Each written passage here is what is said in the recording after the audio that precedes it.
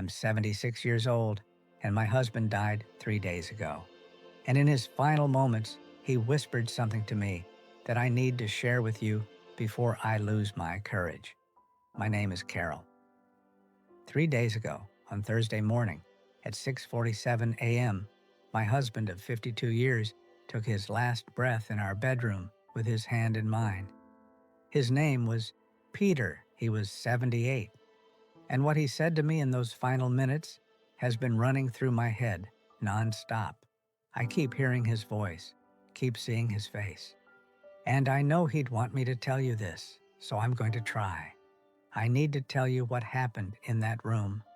Not because I want sympathy. I don't. But because Peter used his last words, his very last bit of strength, to say something he thought was important. And if it was important enough for him to say when he was dying, it's important enough for me to share. Let me back up a little so you understand. Peter had pancreatic cancer, diagnosed 8 months ago. They gave him maybe a year. He made it 8 months. The last 2 weeks, he was home in hospice. We knew it was close. Could be days, could be hours. Nobody really knows. Wednesday night, I was sleeping in the chair next to his bed. I'd been doing that for 2 weeks. Didn't want to miss anything. Didn't want him to be alone. Around 5 a.m. Thursday, I woke up, and I could tell something had changed. His breathing was different, slower, harder. I called our daughter Amy. She lives 10 minutes away. Told her to come now. She got there at 5:30. And the three of us, me and Amy and Peter, we just sat together, waiting. Peter was awake, but not really talking, just looking at us, holding my hand. Around 6:30, his breathing got even slower. Amy was crying. I was trying not to cry because I didn't want to upset him. And Peter looked at me, really looked at me, and he tried to talk. I had to lean in close because his voice was so quiet. And he said, "I'm not afraid." Then he paused, took a few breaths, and he said, "I wasted so much time being afraid." Those were his last real words. He took maybe 10 more breaths after that, and then he was gone. I'm not afraid. I wasted so much time being afraid. I've been thinking about that nonstop for 3 days, trying to understand what he meant. And I think I do. I think I understand what Peter was trying to tell me. Tell us. Tell anyone who would listen.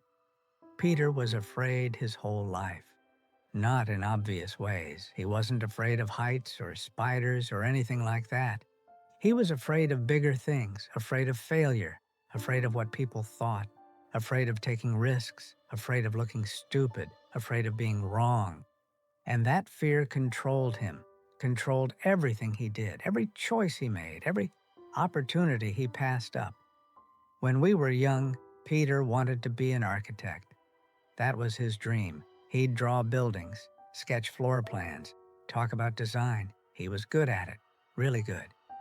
But when it came time for college, his father said architecture was impractical. Said he should study business, get a real job, provide for a family. And Peter was afraid to disappoint his father, afraid to take the risk, afraid that maybe his father was right and he'd fail. So he studied business, got a degree he didn't care about, took a job at an insurance company.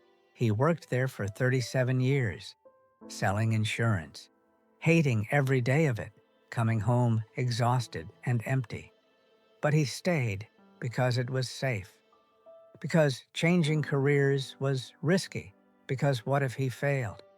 When he was 45, his company offered early retirement packages. Peter could have taken it, could have gone back to school, could have tried architecture. We had savings. Our kids were grown. We could have managed. I remember sitting at the kitchen table talking about it. Peter had the papers in front of him, the retirement offer. And I could see in his eyes he wanted to do it. wanted to take the chance. But he said no, said it was too risky, said he was too old, said what if it didn't work out? Really, he was just afraid. Afraid to try, afraid to fail, afraid to be different. He stayed at that insurance company another 15 years until he actually retired at 60. And by then, it was too late. He was tired. His health wasn't great. The dream was dead. Peter was also afraid in our relationship, afraid to be vulnerable, afraid to show emotion, afraid to really let me in. For 52 years we were married, and I loved him completely. But there was always this wall, this distance. And when I'd try to get him to open up, to really talk about feelings, he'd shut down, say he was fine, change the subject. I think he was afraid that if he showed me who he really was, all his fears and doubts and insecurities, I might not love him anymore, which is crazy because I would have loved him more. I wanted to know him, all of him, but he couldn't do it. The fear was too strong. He was afraid to travel. I wanted to see the world, wanted to go to Italy and Japan and all these places. But Peter always had an excuse. Too expensive, too dangerous, maybe next year. We made it to Florida a few times. That was it. All those places I wanted to see, we never went because Peter was afraid. He was afraid of his own children, afraid to really connect with them. Amy and our son David, they'd try to have real conversations with him about their lives, their struggles, their dreams. And Peter would give them advice instead of listening, would tell them what to do instead of just being with them. Because actually being present, actually being vulnerable with his own kids, that scared him. And they grew up and moved away. And our relationship with them was fine, but distant, because Peter had kept them at arm's length their whole lives out of fear, even dying, even that. Peter was afraid of dying. For 8 months, he knew it was coming. And he spent those 8 months terrified, couldn't talk about it, couldn't accept it, just lived in fear until the very end. But then something changed in those last few hours, in those final moments. The fear lifted, and Peter saw clearly, for the first time in 78 years, saw what all that fear had cost him. When he said, "I'm not afraid," he meant in that moment, he finally wasn't. He was about to die, and he wasn't afraid anymore. And that's when he realized, that's when he saw what a waste it all was.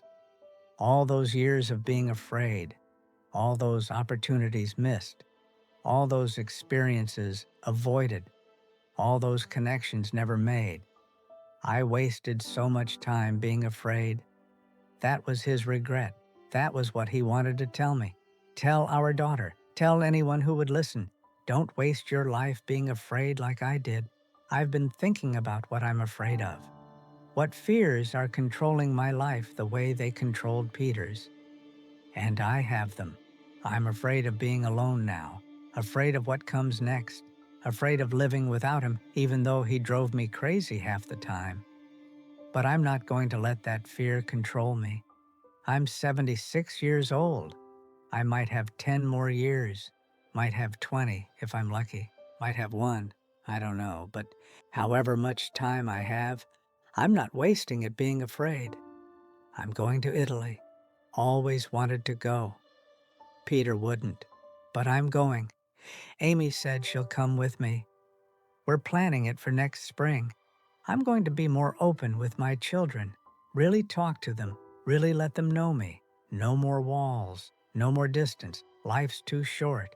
I'm going to try things that scare me, not stupid things, but things that push me, that make me uncomfortable, that make me grow.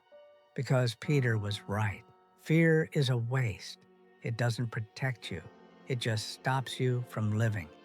And I think about all of you watching this. What are you afraid of? What's holding you back? What opportunities are you missing because you're scared? Is it a career change you want to make but you're afraid it won't work out? Is it a relationship you want to pursue but you're afraid of rejection? Is it a trip you want to take but you're afraid something will go wrong? Is it being vulnerable with people you love but you're afraid they'll see the real you and not like what they see? Whatever it is, I'm telling you what Peter told me. Don't waste your time being afraid. You don't have as much time as you think. None of us do. And fear is stealing it from you every single day. Peter died at 78 full of regret for all the time he wasted, all the fear that controlled him, all the life he didn't live because he was too scared. Don't be Peter. Learn from his mistake. Learn from what he told me with his last words. I'm not afraid. I wasted so much time being afraid. He wasn't afraid at the end, and he saw clearly what that fear had cost him his whole life. And he wanted you to know, wanted me to tell you, wanted his death to mean something by maybe saving someone else from the same regret. So, I'm telling you, 3 days after my husband died, 3 days after he used his last breath to tell me this, I'm telling you because he can't. Don't waste your life being afraid. Whatever it is you're scared of, it's not worth missing your one precious life over. Take the risk. Make the change. Be vulnerable. Try the thing. Go to the place. Have the conversation. Because one day you'll be where Peter was, taking your last breaths, and you'll see clearly what your fear cost you. And it'll be too late. I miss him so much. But I'm grateful he told me this. Grateful he used his last words to give me, to give all of us, this gift, this truth, this warning. I'm 76, and my husband died 3 days ago, and I need you to hear what he whispered. Don't waste your time being afraid. Subscribe if his message reached you.